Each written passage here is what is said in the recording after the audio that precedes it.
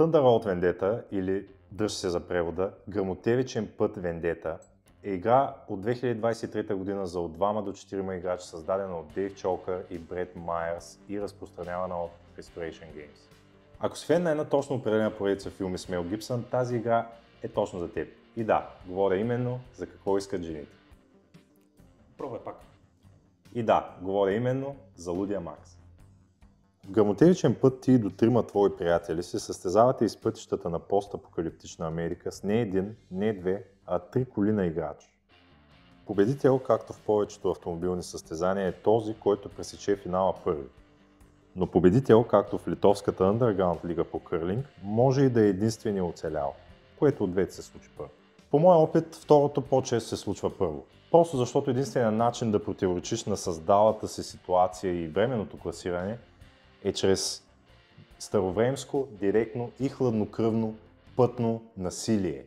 Светло те е изпреварил? Супер! Засили се и го удари с всичка сила така, че колата му да стане на 2 по-малки коли. Петю пък е пацифист и се измъква тихомълком към финиша, прати му хеликоптер да му направи колата и зъбите на мидички. И всичко това, докато се отдалечаваш от експлозия и личният ти белоглав орел кълве посол от пъпъти. Гръмотевичен път Вендета всъщност е... Гръмотевичен път Вендета всъщност е подобрена нова версия на игра от 1986 година с същото име. Искам да имаш това предвид. Да имаш предвид, че базата на тази игра е на близо 40 години.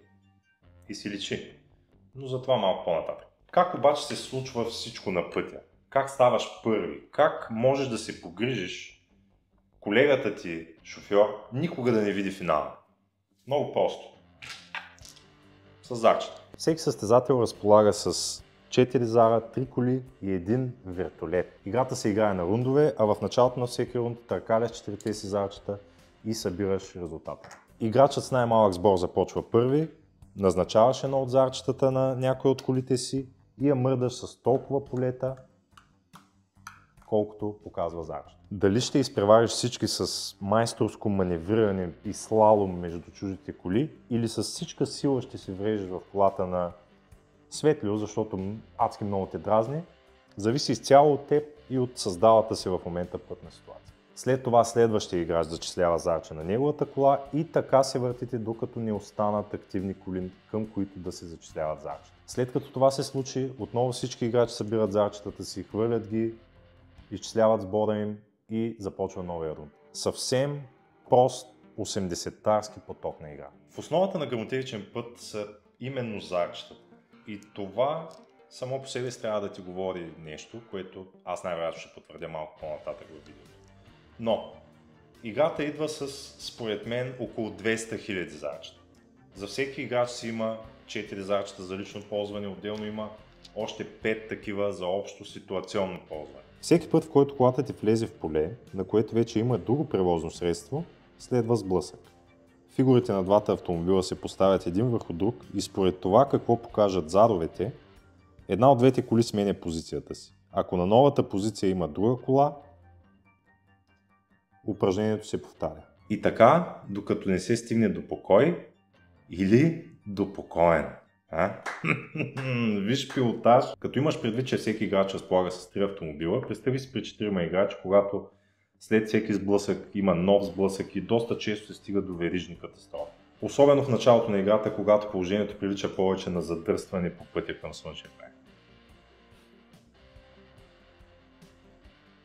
Като цяло, всяко едно движение на играта ти може да й причини, ако не е елиминиране от играта, то поне щета. Излизаш от пистата – смърт. Завършваш хода си върху препятствие – смърт. Прекалено си бавен – смърт. Бял хеликоптер те преследва в живота – смърт. Постапокалиптична Америка е доста опасно място. Но за твое щастие разполагаш с няколко, да ги наречем, специални умения. Както сам се забелязал, имаш 4 зарчета, а само 3 коли. Ударили са те в грамажа с колите, набутали са ти непоръчано зарче? Не. Отговор е много по-прост. Веднъж на рунд едно от зарчетата си може да зачислиш към специалните си умения, в зависимост от това какво показва то. Може да пратиш хеликоптера си да свърши мръсната работа, която ти не успя, а именно да настигне съперник и евентуално да го разстреля. Можеш да ускориш движението на колата си с от 1 до 3, за да стане Една идея по-бърза. Можеш да избегнеш сблъсък или чисто и просто да поправиш возилото си достатъчно, за да може да се движи пак. Но като изключим тези умения, всичко останало зависи от теб. И по-точно от късмета. Грамотевичен път е много, да не кажа изцяло, игра на късмет. За абсолютно всичко хвърляш зарове или теглиш насляво. При сблъсък хвърляш зар, за да видиш коя от двете коли ще се измести. След това хвърляш зар, за да видиш на къде ще се измести. Ако стреляш по някой, хвърляш зар, за да видиш дали ще го оцелиш. Ако го оцелиш, той тегли произволна щета. Тая щета може да го накара да кривне от пътя. Хвърля зар, за да види на къде ще кривне, с колко ще кривне. Схващаш ли идеята? Не казвам, че това е лошо, може би търсиш точно такъв тип игра. Но ако търсиш игра, която да награждава добро стратегиране, планиране и изпълнение, това определено не е грамотевичен път. Късмета е много голяма част от настолните игри. Доста игри са базирани върху механиката опитай късмета си, но те ти дават някакви инструменти, някакви умения, с които да имаш контрол, да поставиш граници върху това докъде стига късмета и къде започва стратегията. Като в Клакса в Куедлинбърг, например, където произволно теглиш съставки, но самият ти преди това си избрал измежду кои видове съставки да теглиш. Или в произволна игра с изграждане на тесте от карти. Ти сам избираш кои карти да влязат в тестето ти. В някои игри дори можеш да премахваш карти, за да може самото тесте да става все по-ефективно. Тези игри ти дават някакъв контрол върху късмета. В грамотевичен път този контрол абсолютно липсва. Просто влизаш в състезанието и се молиш да не изгърмиш още от начало. Да, избираш на коя кола, кое зарче да иззачислиш, но какво показват зарчета зависи от късмета ти. А и това, че си взел това решение, не зависи, че няма в даден момент да се окажеш от мръсния край на верижна катастрофа. А дори и ти да си инициатор на сблъсъка, това не значи, че той ще е успешен. Има много, всъщност около 50% шанс твоята кола да поставя. Защото, обяснявам веднага, при сблъсък колите се поставят една върху друга. Съответно едната ще остане на мястото си, а другата ще се измести. И това се решава как? С зарче, на което не можеш да влияеш по никакъв начин, освен ситуациите, в които по-малка кола блъска по-голяма. Тогава този с по-голямата кола може да поиска повторно хвърляне на червеното зарче. Веднъж. Иначе казано, ако се врежеш с огромния си ван в едноместното бъги на Светлю, има немалък шанс да отскочиш от удара и да излетиш извън пистата или към някой голям камък, а Светлю да остане непокътнат и свеж като малко пухкаво пингвин. И това повторно хвърляне на зарчето е единственото предимство, което най-голямата кола има пред най-малката. Човек би си помислил, че огромният брониран ван би държал много повече на бой пред малкото сякаш сглобено с ръчни материали бъги. Но не, и двете коли хвърлят верига при точно два броя щети. Колкото тази, толкова и тази. Което ми се вижда леко странно. Обаче пък, когато стрелят някои от твоите коли, шансът да оцелят вана ти е много по-голям, отколкото да оцелят бъгито ти, защото ванът го има на много повече страни на зарчето, отколкото бъгито. И това прави голямата ти кола много по-лесна мишена, но същевременно с това не по-корава. А понеже най-малката количка много трудно може да бъде оцелена, в някои случаи тя е направо недосегаема и ако и назначаваш по-високи зарове, директно може да се изстреля към финала и да се откъсне от всички останали коли. Трите случая, в които загубих игра заради финиширане, бяха заради ето това малко копе. 3 пъти. Човек би си помислил, че ще се научи урока след първия или дори след втория път. Научи го, просто не мога да го оцеля. Все пак всичкият този късмет не прави грамотевичен път лоша игра.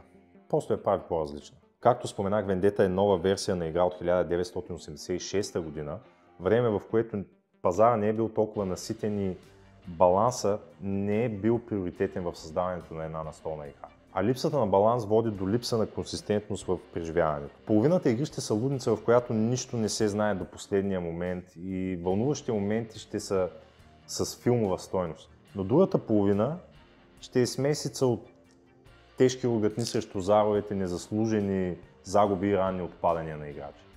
Шансът е 50 на 50.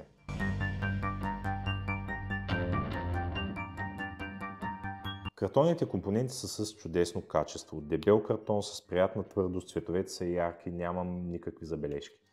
Пластмасовите компоненти обаче, като колите и хеликоптерите, малко лъхат на евтинийка.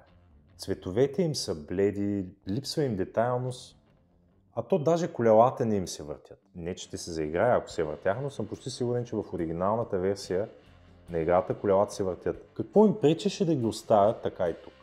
Но най-голямата обида идва от кутията, която е доста неудобна. Размерът ѝ е по-голям за това, което се съдържа вътре лично според мен, и отвътре изглежда ето така.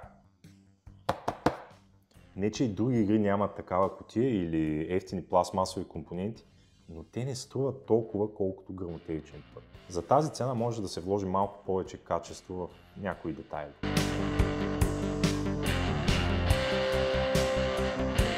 Правилата са доста лесни и няма нужда да ги обясняваш всичките наведнъж, конкретно за видовете щити. Дори всъщност е препоръчително да ги обясниш, когато се появят, защото различните видове щити се решават с комбинация от различни зарчета или комбинация от еднакви зарчета, хвърлени в различна последователност. Абсолютно никой няма да запомни какво си му обяснил и така или иначе ще те питат пак, когато стане време да ги хвърляш тия зарчета. Но като изключим това, правилата на играта могат да се обяснят за около 10 на 15 минути без проблем.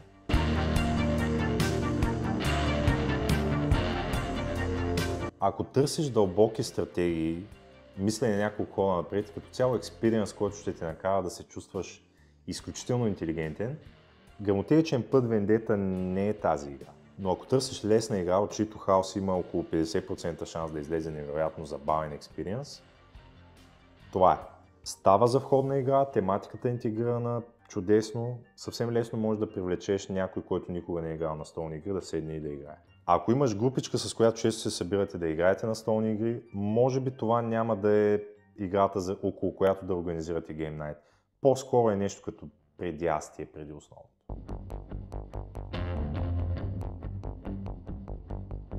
Една игра отнема между 40 минути и час и половина в зависимост от броя хода, които играят. А с 4 опитни играчи ходовете са бързи, а смъртта внезапно. Относно обема, пистата всъщност заема място.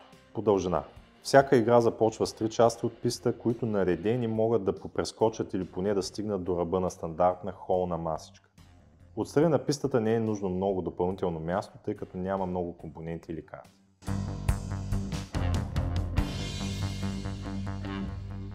Гръмотевичен път някак е доста различно преживяване при игра с двама и при игра с 3 или 4. С двама има много място за маневриране, има свободни места за колата ти, движи се по-бързо.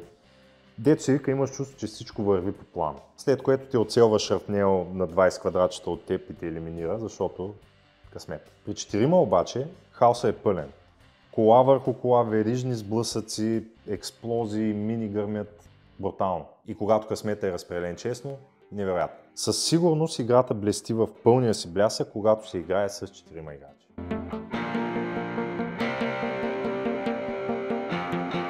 Играта е до някъде езиково независима, като има 1-2 места, върху които има текст, той се учи доста бързо. Ръководството е изцяло не на български, но ако някой ви го преведе или ви научи как да играете, оттам нататък няма абсолютно никакъв проблем да играете сами. Имайки предвид това, играта е подходяща да се играе за деца на възраст, достатъчно да разполагат с базово концептуално мислене и да не драснат някъде с някои от тези колички.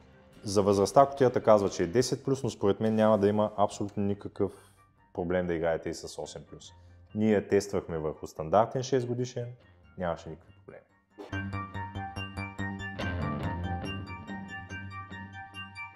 Директно казвам, според мен Гръмотевичен път струва повече отколкото трябва, като се има предвид качеството, броя компоненти и кутията. За цена между 110-120 лева доста други настолни игри гърмят от съдържание, добра изработка и така нататък. Не, че е толкова висока цената, но по-скоро има по-голям резон да се купи на намаление или втора ръка, според мен.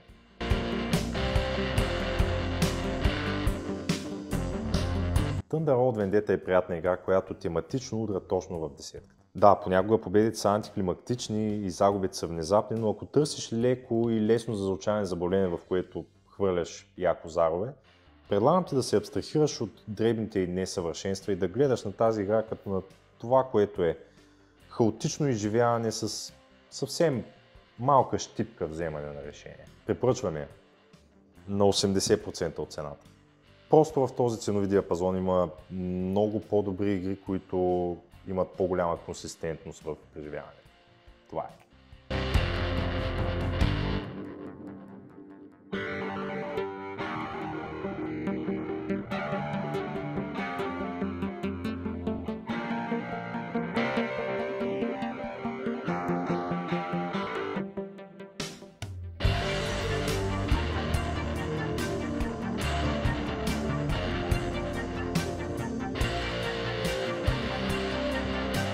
Ако това съдържание ти е харесало или още повече по някакъв начин ти е помогнало, харесай и се абонирай за канала ни.